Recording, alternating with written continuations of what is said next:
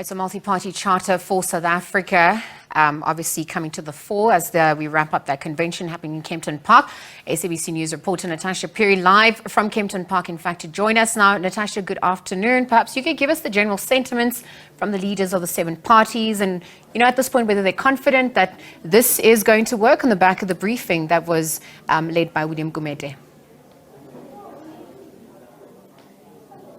Well, good afternoon, Liesl. We'll get those sentiments at 5 o'clock later on, where Professor Gumede, who's the independent facilitator, as well as those 7 leaders of political parties, will then be, answering our questions as members of the media. But you've been playing a quite interesting clip there by Professor Gumede, Liesl, and of course he has now come back to members of the media saying that these 7 political parties have agreed on a power-sharing principle. I'm more interested in that last bite specifically, where he says, any party leader of this bloc, the multi-party charter coalition, the largest leader or the biggest party that actually gets, the most votes will become the leader of government business. And this is quite interesting because in our current dispensation, Liesl, in the current system that we're using, the leader of government business is actually the deputy president. So what does that mean? But for more, I'm joined by a political editor, Mzwandile Mbeje, and we'll just unpack,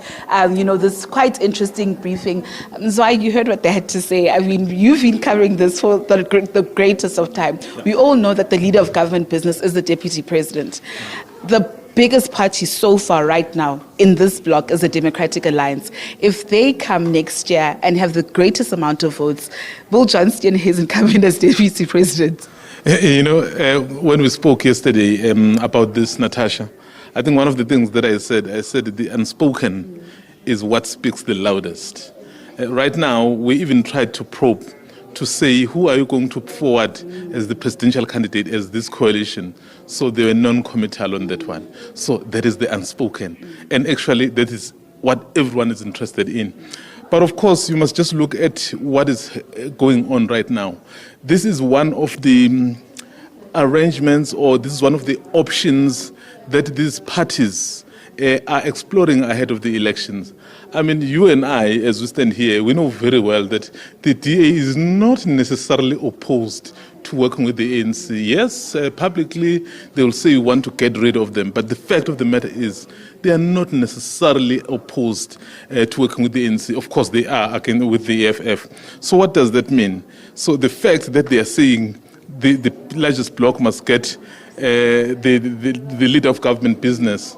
So you can also do your own interpretations to say, if this arrangement fails, perhaps we go with the ANC and then almost guaranteed that position. So, but these are the intricacies of negotiations. So for me and Natasha, it would be very interesting to hear what they will say at 5 o'clock.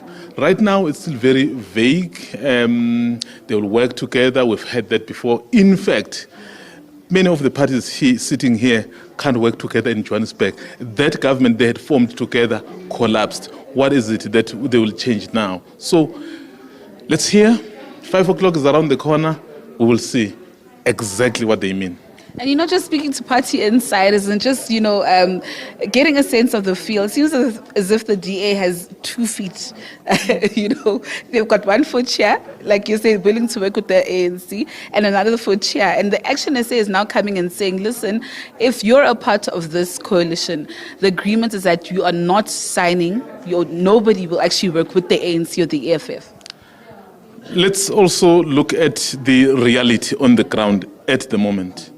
Remember, the ANC is still the majority party by far, so which means at this stage it doesn't even need a coalition.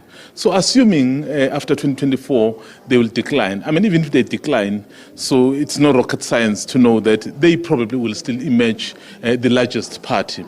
So with them having shunned the ANC and having shunned the EFF and other political parties, by the way, so where will they get the numbers to be able to then form the government that they desire? So it's a long walk. Okay. Thank you so much. I wish I would have more time talking about this, but of course we'll be here, Liesel, later on at that briefing, and of course we will be fielding these questions to the various political parties. It would be interesting to find out if they will be signing a declaration here today. Of course, stay tuned to SABC News as we toss back to you in studio.